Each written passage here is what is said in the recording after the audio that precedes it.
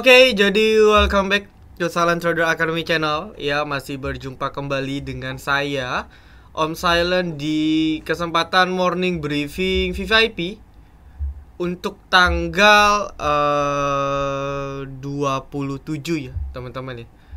Untuk tanggal 27 Februari 2023 ya, tepatnya di hari Senin. Dan seperti biasa, morning briefing untuk saat ini hanya 1 minggu sekali aja ya, karena mungkin marketnya lagi sepi, viewersnya belum rame. Dan balik lagi saya lebih priority ke VVIP tetap ya. Cuman tetap yang free kita akan tetap gas gitu ya. Minggu depan kita ada live Instagram juga, jadi pastikan teman-teman follow semua sosial media kita. Ya, teman-teman bisa follow semua sosial media kita. Ada Instagram, ini paling aktif. Ada stream di Stockbit, ada di YouTube tentunya, ada di Telegram, dan juga ada di TikTok. Jadi lengkap. Ya, oke. Kita akan langsung aja. Sebelum memulai, jadi informasi kemungkinan nanti di bulan Maret, bisa awal Maret atau bisa menjelang pertengahan Maret, saya akan announce program VVIP Silent Trader versi light. Jadi benar-benar teman-teman tidak perlu ngeluarin uang sepeser pun, nggak perlu transfer ke saya for free. Cuman teman-teman perlu ikutin beberapa syarat aja, dan teman-teman bisa dapatkan rekomendasi secara gratis ya. Rekomendasi insight sama seperti yang teman-teman VVIP dapatkan. Cuman ya tetap ya, yang fullnya paket lengkapnya ya yang VVIP. Yang lightnya ya versi yang cuman ada fitur rekomendasi dan diskusi gitu. Tapi itu udah worth it banget. Dan ini saya buat karena aspirasi dan ya visi misi kita Silent Trader sejak awal memang mau kasih edukasi dan mau memberikan benefit manfaat sebanyak-banyaknya kepada para followers kita. Jadi teman-teman bisa absen di kolom komentar apakah teman-teman setuju dengan program ini atau enggak. Karena saya akan kasih kuota ya. Jadi ini akan limited paling 100 gitu. Kita akan trial dulu 100, kalau running ya mungkin baru naikin kuota. Jadi enggak kasih sebanyak-banyaknya, ini hanya trial untuk 100 orang. Jadi ya ditunggu informasi lebih lanjutnya di Instagram. Ya mau join VVIP tetap boleh, harganya cuma Rp150.000. Linknya ada di bio Instagram ya, teman-teman bisa ketik, bisa chat ke admin kita atau chat ke saya, nanti panduannya saya informasikan. Oke, kita juga selamat ya dari IPO PGEO yang meskipun hari ini dia ditarik closingan, tapi kita pun berhasil karena saya udah informasiin gak ikut gitu ya. Itu salah satu keuntungan teman-teman di VVIP. Oke, lalu berikutnya kita akan bahas coba PGEO ini.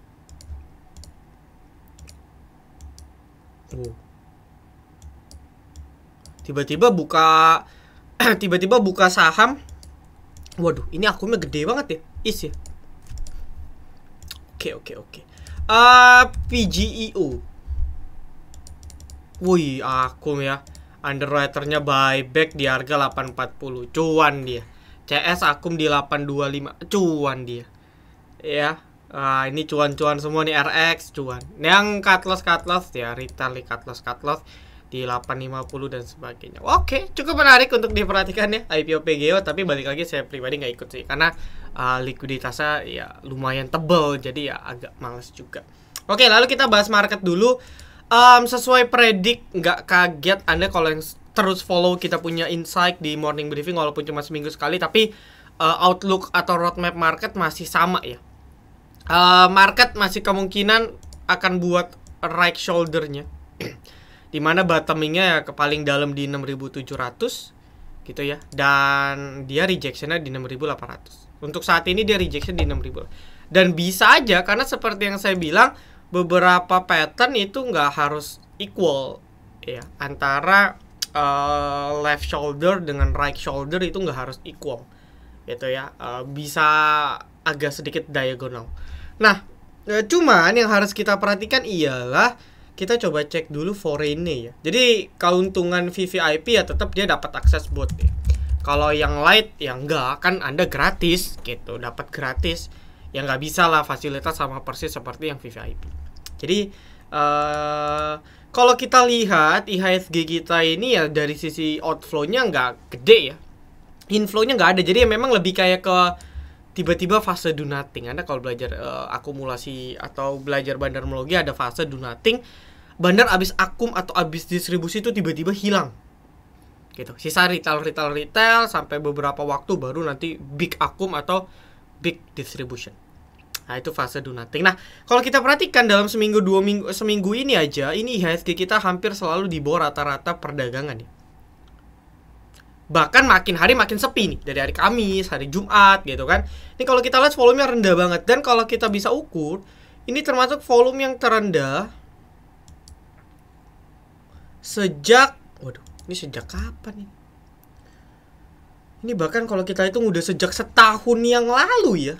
Setahun lebih yang lalu volume IHSG ini kecil banget. Ya.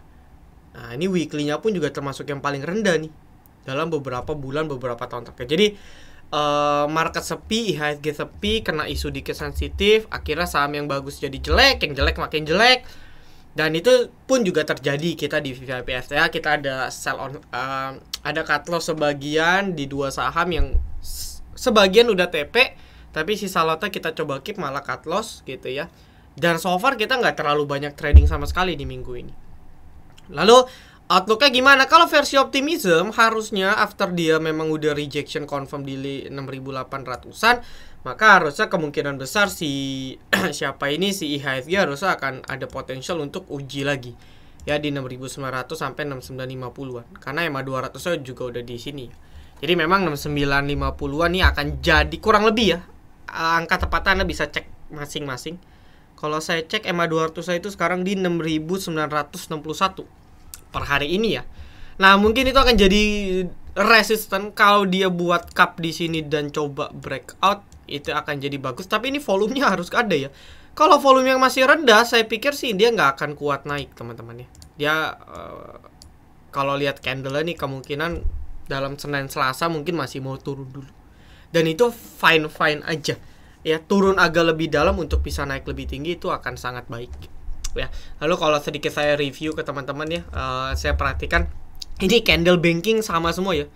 Tapi volumenya rendah gitu. Karena kalau lihat banking volumenya kecil, BBRI volume kecil, tapi ini volume candle rejection ya. BBRI candle rejection, BBCA candle rejection, BMRI ya masih netral, BBNI candle rejection. Jadi we will see lah minggu depan gimana. Cuman ya versi pesimis, market masih akan sepi dan berpotensi masih ngayun ke bawah ya. Mungkin uji 6700 sebagai validasi akhir, right shoulder kebentuk, mungkin habis itu ya semoga ada katalis. Karena katalis LK udah ya batu bara nih ada katalis pendek lah ya. Anda kalau perhatiin ini TMG gitu kan nih, Q4-nya diproyeksi masih lumayan, dividen, tapi ya nggak bisa ngedongkrak. Nah, masalah kalau udah katalis habis, yang positif habis, nggak naik juga, sekali muncul katalis negatif tuh dibantingnya dalam. Itu jadi problemnya. Oke ya. Lalu kita akan bahas requestan, saya bukanya di handphone, jadi teman-teman mungkin nggak bisa cek. Yang pertama ada ASI. Oke, ini kita bicara otomotif. Saya mau sedikit spoil ya. Saya udah sempat sharing juga di ini kita punya program charity ya. Jadi teman-teman join VVIP itu masuk ke dalam program charity. Ya. Program charity kita. Nominalnya saya sensor. Nah, singkat cerita, jadi kalau bilang otomotif sebenarnya di kuartal 3 itu saya udah sering spoil ya. Nggak sering sih, tapi beberapa kali di story saya ada sering spoil saham-saham yang related yang saya pegang ya. Karena saya biasanya kalau udah posting ya, atau saya kasih rekom ya, saya juga beli saham. Itu udah pasti. Kalau saya, Anda kenal saya, ya kita cut loss sama-sama cut loss, TP ya sama-sama TP gitu. Ini sektor otomotif udah set, cuma saya nggak secara eksplisit. Dan di kuartal 3 hampir semua yang otomotif mungkin di luar ASI lah ya. Karena ASI itu kan induk, dia banyak sekali anak usaha. Jadi mirip-mirip INDF ya, anak usahanya perform tuh ICBP gitu. Tapi yang lain-lain kayak sawitnya, si Simpe gitu ya, itu nggak terlalu perform. Jadi dikonsolidasi, digabung ya resultnya nggak bagus. That's why kalau Anda tanya ASI, saya pikir wah jangan ASI, coba cari anak-anak usahanya atau yang related dengan otomotif yang lebih bagus. Ya. Nah, banyak tuh sektor otomotif gitu ya. Ada IMAS, anaknya ada IMJS servicesnya untuk financial services. Kalau ASI ada Auto, ada GJTL punyanya Palo Keng Hong. Saya nggak tahu ya Palo Keng Hong masih pegang atau enggak.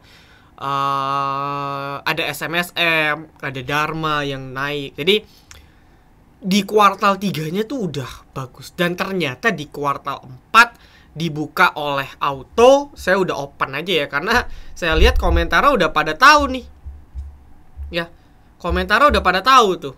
Nah, ini juga LK-nya gendut banget gitu ya. Kalau kita bisa perhatikan nih total EPS-nya kan 275. Dan saya udah cek memang karena peningkatan penjualan dan efisiensi biaya. Jadi pure memang nih karena performance, bukan karena tiba-tiba ada one time revenue yang buat dia spike. Enggak. Dan kalau kita bisa perhatikan 275 ini dibanding 2019 aja itu hampir 2 kali lipat. Dimana harga Auto di 2000, ini sekali lagi disclaimer on ya, saya posisi udah 50% profit. Kita dan teman-teman VVIP Silent Invest sudah 50%. Udah clear ya. Jadi kalau tiba-tiba turun ya kita udah TP, kita udah profit gitu. Nah, Anda kalau mau baru beli sekarang ya harus research. Ya, itu VVIP Silent Invest. Nanti kita akan open di bulan April dan itu limited slot juga. Nah, kalau kita bisa perhatikan si Auto 2019 atau bahkan 2018 2017, ini harga sama tuh di sini, teman-teman. Ya, 2017 sampai 2018 lah. 19 deh. 19 itu ada di sini ya, 1800 dengan pendapatan yang IPS tadi 150-an ya. 2018-an itu 2000.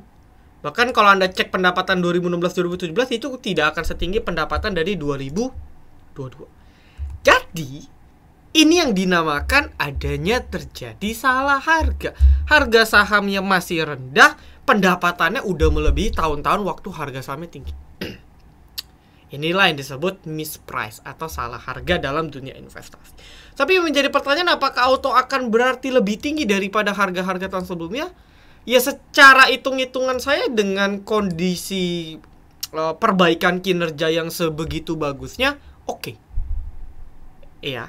Ya tapi Anda nggak harus pilih Auto. Kan tadi saya bilang banyak ada SMSM, ada GJTL, ada IMAS dan sebagainya. Anda bisa cek. Nah, tapi karena pertanyaan dari Om JK1328 adalah ASI, ya saya bilang coba dicek Autonya. Dan kalau kita lihat ternyata hari ini masih akum ya. Nah, kalau Anda follow Instagram kita, makanya kalau ada setiap post saya harus Anda tonton ya. Saya tuh selalu kasih teman-teman spoil yang lumayan menarik ya. Kayaknya saya tuh ada apa ya?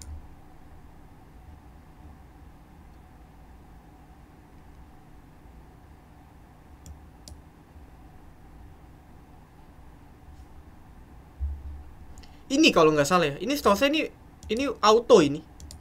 Ya, ini di 15 minggu yang lalu ini kayak Auto. Ya, asingnya buang tapi harga sahamnya di carry. Itu waktu itu saya spoil gara-gara kayak bagus. Jadi ya otomotif menarik karena setahu saya yang baru bagi LK Auto ya. Saya nggak tahu tuh ASI, Dharma, tapi udah respon. Karena ekspektasi kalau teman sektornya bagus, kayak batubara lah, salah satu bagus, ekspektasi di sektoral akan bagus. Jadi investor atau trader udah take action duluan. Nanti berita keluar baru buang. Ya, jadi disclaimer on, Anda bisa research. Ya, untuk otomotif so far bisa diperhatikan ya. IMAS hari ini netral, cenderung akum. IMJS-nya juga ya oke lah ya, nggak ada problem. GJTL, wah ini GJTL nggak liquid ya. Memang Palo Keng Hong punya saham sih memang begitu ya. So far yang paling bisa diandelin Auto, IMAS, ya. MPMX oke. Cuman MPMX kan agak slow jalan. Tapi harus perlu research ya. Karena ini sektor old ekonomi yang mungkin baru direspon sama market. Oke. Lalu berikutnya pertanyaan ada Thais. Jadi mungkin akan jadi headline judul kita otomotif ya. Apakah menarik? Yes, di beberapa saham yang Tadi saya udah kasih reason, saya udah kasih data, dan Anda bisa cross check sendiri apakah pernyataan saya masuk akal atau enggak. Tapi beli jual ya keputusan teman-teman ya. Jangan jadi stupid people gitu. Kalau Anda loss, Anda nyalahin padahal udah diingetin dan sebagainya. Kalau profit, Anda diem aja. Ya, jadi harus jadi smart people. Oke, untuk ties, oh no ya. Ini kan udah saya bilang lah, model ties, model karya. Kalau ada emiten-emiten yang grafiknya seperti itu ya, at the end pasti akan ke bawah. Karena mostly dari pergerakan ini akan related dengan repo. Nah, saya kemungkinan akan buat konten terkait repo atau repurchase agreement. Ya, teman-teman ya, kemungkinan saya akan buat konten terkait repo atau repurchase agreement. Jadi pastikan, iya, pastikan teman-teman nonton nanti di TikTok atau di Instagram. Ya, karena skip banyak saham yang lebih bagus dikasih kesempatan exit itu lebih better. Oke, lalu berikutnya ada BTPS. Ya, ini sih kawinannya sama BRIS ya. Ini juga salah satu sektor yang kan saya bilang syariah so far so good. Cuman ya memang secara bandarmologi ternyata BTPS yang dibuang, BRIS yang akum. Ya kita ikut yang kayak yang akum lah, ya. Dan kalau kita lihat hari ini BB-nya masih akum. Jadi saya rasa sih BTPS good, nggak ada problem. Malah saya bisa bilang untuk saat ini BTPS masih lebih baik dari BRIS ya. Tapi BRIS kan ternyata Q4-nya lumayan meledak. Jadi asingnya foreign atau institusi banyak masuk ke sini dan mau pindah pegangnya ke Bank Mandiri jadinya. Jadi BRI dan BNI katanya mau exit perlahan. Ya panjang lah ceritanya, cuma itu jadi katalis positif. Well, BTPS so far ya lebih ke swing atau main long sih. Karena ini memang lagi bener-bener didistribusi. Tapi kalau time frame Anda long ya saya rasa sih nggak ada problem ya. Karena kalau kita lihat nih BB-nya udah mulai serok-serok lagi. Ya deket-deket 2000 tuh udah best buy-nya si BTPS sih. CPO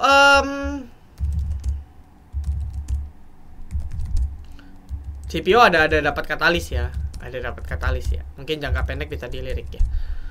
Yang ditanya technical shift. Oke, ini ada trennya masih down ya. Technicalnya atau trend majornya masih down. Jadi ya kita tidak bisa berekspektasi banyak. Ya, karena technicalnya masih down. Ya, trendline minor dijebol, trendline major belum. Ada EMA 200 yang paling gampang kita cek juga belum.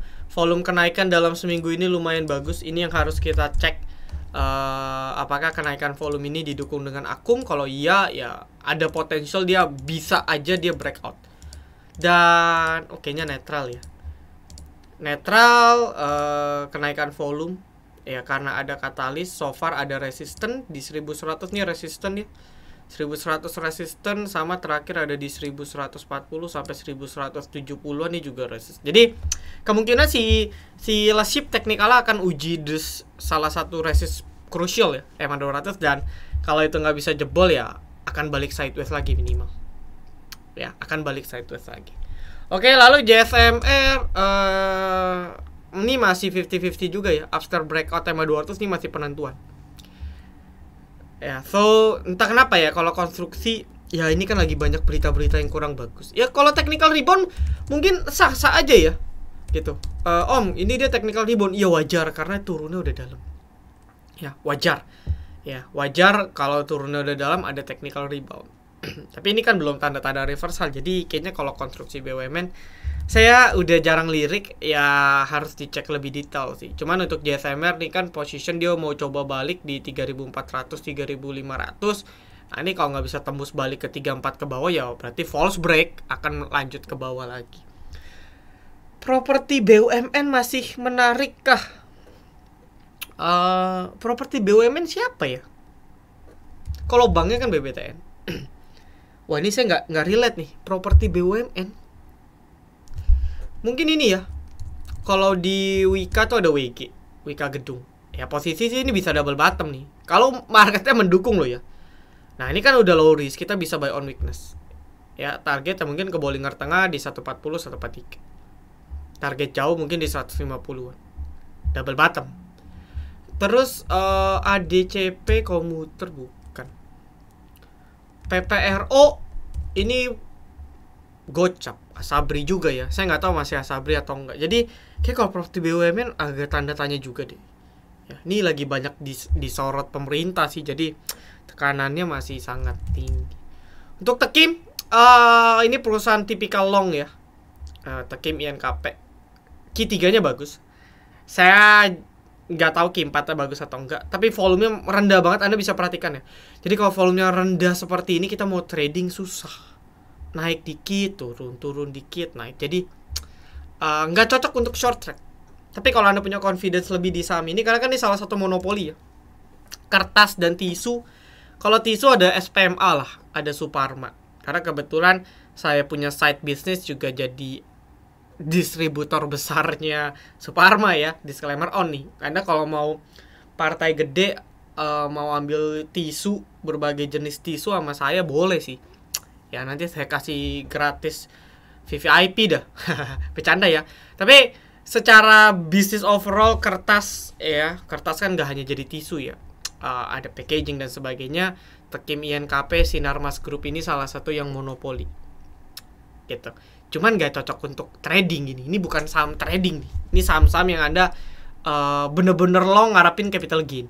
Karena mereka pun nggak bagi dividen tuh pelit banget. Sinarmas pelit bagi dividen. Saya nggak tahu kenapa. Ya, especially di Tekim dan di INKP. Oke, lalu untuk LP kita cek dulu broker summary-nya. Masih netral ya, malah cenderung lumayan di akum. Karena kalau kita lihat dalam seminggu terakhir LP memang sideways ya. Ada YP exit, tapi ya so far kalau kita lihat sih ini masih akum ya hitungannya ya. Ini masih netral banget sih. YP cut loss, XL cut loss, XC cut loss. Nah, ini kan yang menampung BK, ZP. Jadi masih netral. Jadi pas dia sideways juga netral. Belum ada katalis karena IHSG-nya sepi. So far technical bagus karena dia after breakout. Ya dia belum ini kan breakout ya. Dia harus uji ya. Mentok-mentok akan uji di Bollinger Tengah sebagai retrace. Ya kalau kita belajar wave ya, ini kan wave 1 ya. Ini wave 2 nanti. Nah, ini kan wave 3. Kalau kita belajar wave, jadi asal dia nggak jebol middle Bollinger 222 teknikal masih bagus ya, karena katalisnya belum ada lah, marketnya masih lemes kok ya. Makanya kalau lihat lihat saham nih teknikalnya kadang bagus tapi sepi peminat ya, teknikal jelek makin jelek. Pegas, wah ini agak serem ya, 1500 last defense. Anda lihat dari 6 bulan terakhir, bahkan dari bener ya, dari 6 bulan terakhir, 6-8 bulan terakhir nggak pernah tembus di bawah 1500. Sekali ini tembus di bawah 1500. Ini akan jadi bad sinyal untuk Pegas dan saya saranin akan exit. Saya saranin kalau bisa exit dulu untuk trading. Lalu IS. Wah, tadi ini sebenarnya saya nggak mau bahas IS ya. Nanti dikira pom-pom. Karena saya ya to be honest, saya lirik gitu. Makanya kan tadi pas buka chart pertama kali kan brokernya IS keluar, dan kagetnya ketika saya buka, loh tiba-tiba hari ini ada EP Akum harga 109, harga sekarang 111. Jadi masih harga bandar. Big Akum volumenya meledak, breakout, konsolidasi. Ini kan jadi satu hal menarik. Ya mungkin jangka pendek nggak boleh balik 103, 105, itu aja sih. Ya, sisanya ya kalau masing-masing lah trading plan Anda buat. So far bagus. Technical oke hari ini, bandar oke, volume rame. Ya, masuk kriteria yang tradable. Bisa di trading. Itu ya. Lalu NICL, ini disclaimer, NICL saya udah full TP sekali lagi. Induknya saya juga udah nggak masuk. Ya, NICLW juga saya udah full TP. Terserah sih dia mau kemana, ya udahlah. Mau dia ke 50 juga ya, saya juga udah nggak peduli karena saya udah lepas. Kalau kita bahas NICL-nya, ya ini kalau kita perhatikan kenaikannya mulai melambat. Ini yang harus kita antisipasi sebenarnya. Ya, ini yang harus teman-teman semua antisipasi karena waktu dia rally kemarin itu masih kenceng. Sampai 330 ya. Sayangnya dia nggak all time high. Ini kenaikannya masih didukung dengan volume. Jadi volume must confirm the trend. Ya, ini masuk validasi dalam teori. Nah, tapi Iya, beberapa waktu terakhir tuh tiba-tiba kayak bandara tuh hilang di NHL. Tiba-tiba volumenya kecil. Ya. Nah, kalau kita lihat sedikit, ini kan volumenya mulai rendah dari sini. Sampai sini.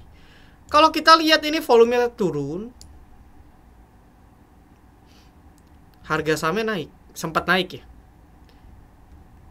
Stokastiknya turun. Harga sahamnya naik. Ini yang dinamakan divergent. Dan ini harus hati-hati karena kenaikan gak ada volume agak ngeri. Meskipun bisa gak mau digoreng, itu fine aja, tapi realistis gak? Ini weekly-nya udah setinggi ini, monthly-nya udah setinggi ini. Nah, ini kan jadi pertanyaan, masih kuat gak nih di bulan Maret? Ini udah 4 candle makin gede, masih kuat gak? Itu kan tanda tanya. Jadi harus hati-hati. Gitu. Ya, so far kalau mau trading ya 280 lah ya. Ini jadi batas penting sih. Ya, 280 jebol saya rasa patah tren agak kurang bagus lah. Tapi kalau dia mau dijaga di angka itu sih ya menurut saya masih oke sih. Wood. Oke. Ini saham yang technical rebound ya.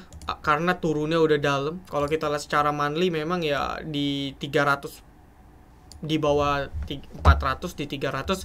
Ini memang di menawut. Jadi dari dulu dia listing dekat-dekat 300 rebound, dekat ke 300 rebound.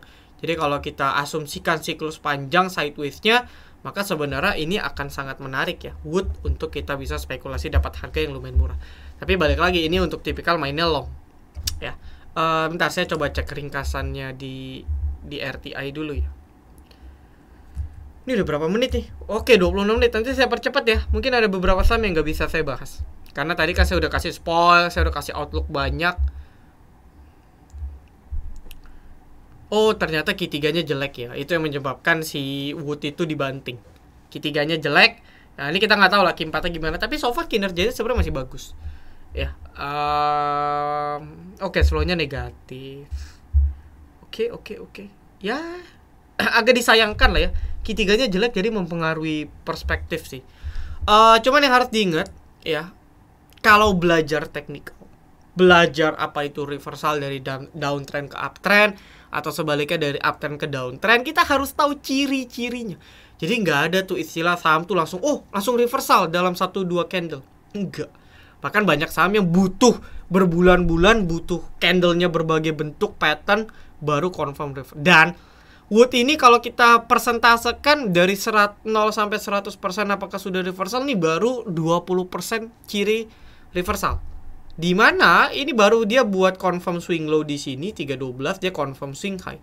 Dia butuh confirm new swing low yang higher low, low yang lebih tinggi sama higher high. Dan itu akan takes time. Mungkin akan jadi booster kalau Q4-nya balik bagus. Tapi kalau ternyata Q4-nya anjlok, saya yakin akan Wood ketarik lagi ke bawah. Gitu ya. Jadi ya ini main di saham yang downtrend memang agak tricky. Kalau Anda nggak disiplin ya Anda akan dibawa turun. Karena kan trennya turun. Ingat, majornya tuh masih turun. Ya. Oke, kita bahas lebih lanjut ya. Yellow, waduh saya enggak lah, udah nggak mau. Udah dari dulu, dari jebol 90 loh. Nah, ini dari sini saya udah bilang nih jebol udah nggak usah dibahas. Cuman kalau market begini bisa gak tiba-tiba dia digoreng? Bisa, karena biasa emiten kalau udah dekat-dekat 50 pasti digoreng. Gak usah jauh-jauh no. Saham zombie pas 50 digoreng. Tapi itu bukan prinsip trading saya. Jadi ya kalau Anda bisa cuan dengan model trading seperti itu silakan. Tapi kalau saya sih enggak. Sorry ya saya nggak bahas lebih jauh. BPT hari ini ada rejection. Coba kita cek. Wih, MG ya. Moge sendirian Moge. Lebih ke netral sih. Ya ada yang buang terus diganti. Cuma dia gagal breakout. Ini memang BBPT ada strong resist di 70 ya. Jadi kalau 70 belum jebol, ya volumenya gede, masukin watchlist oke. Tapi no sih. Ya, dia belum balik 70 saya rasa. BTPR juga skip. Ya mungkin swing low di 109, nggak jebol 109 bisa coba buy, stop loss di sana. Nanti kalau rebound ya kemungkinan rebound mungkin bisa main kencang ya. Biasa karena ini emiten-emiten yang udah drop banget, sekali rebound biasanya bisa kencang. MDKA kita kemarin juga sell on strength ya, karena sempat TP di sini 48, Kita stop loss di sini 4544. Nah, ini dia lagi pas di 5200 nih. Coba kita cek ya. Hari ini akum atau distribusi. Wah, ini masih distribusi ya, sebagian ya. Ada sedikit distribusi. Jadi ya kalau dikasih rebound tapi dia nggak balik 4,5, dia bisa sell on strength karena dia balik ke fase sideways-nya sih.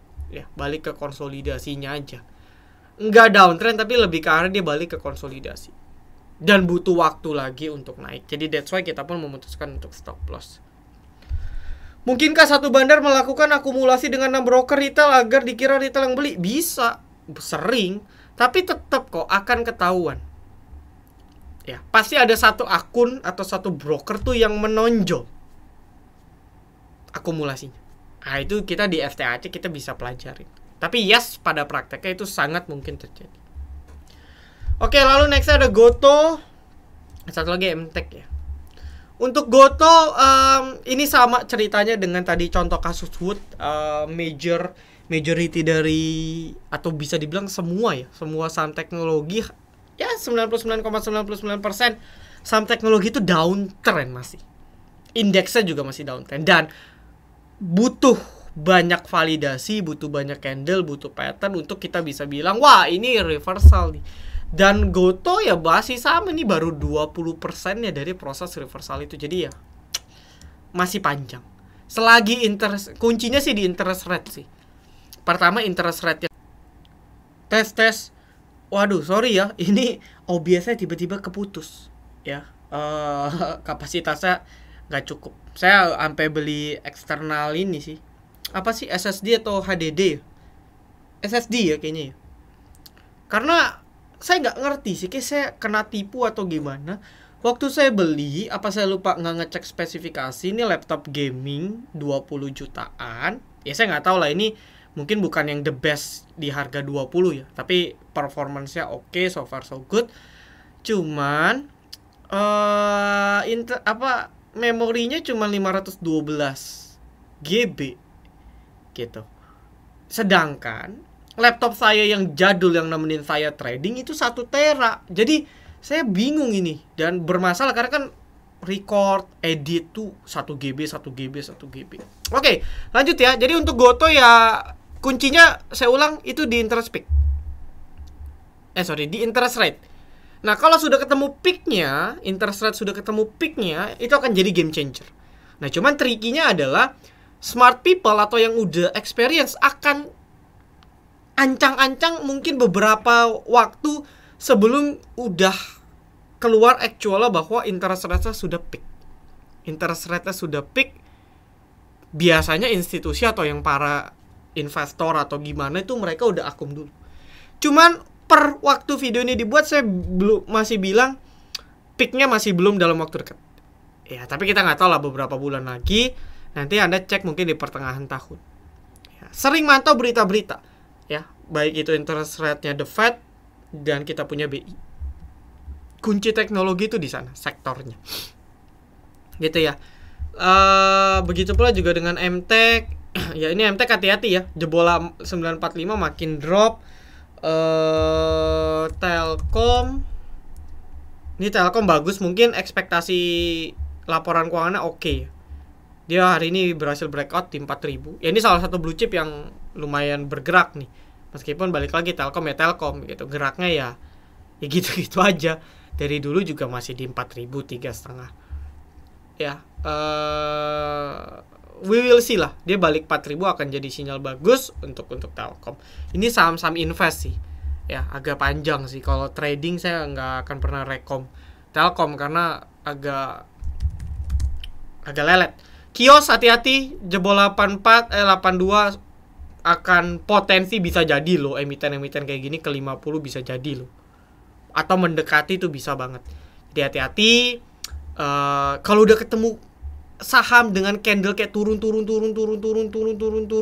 atau naik turun kayak model Homi yang ke ciri tuh wah ini beneran digambar sama bandar karena terlalu rapih. Nah, kalau udah ketemu emiten kayak gitu disiplinnya tinggi. Ya, apalagi kalau sahamnya lagi turun jangan Anda tangkap pisau gitu. Itu mah namanya bunuh diri. Ya, jadi harus hati-hati. Akhir PNLF ya belum lah ya. PNLF, PNIN, PNB ini masih belum. Ya, masih belum. So far kalau bank kayaknya si Breeze aja sih yang teknikal bagus ya. Arto buat low baru hati-hati. Ya, BBYB belum buat low baru. Ya karena terakhir yang disayangkan inflasi US turun tipis doang. Bahkan lebih tinggi daripada konsensus ya, 6,2, actual 6,4. Itu kan berarti kurang bagus. Dan kemungkinan nanti The Fed akan naikin lagi suku bunga. Jadi itu nge-trigger banget tech related. Ya hasilnya ini kita bisa lihat saham-sahamnya pada berguguran.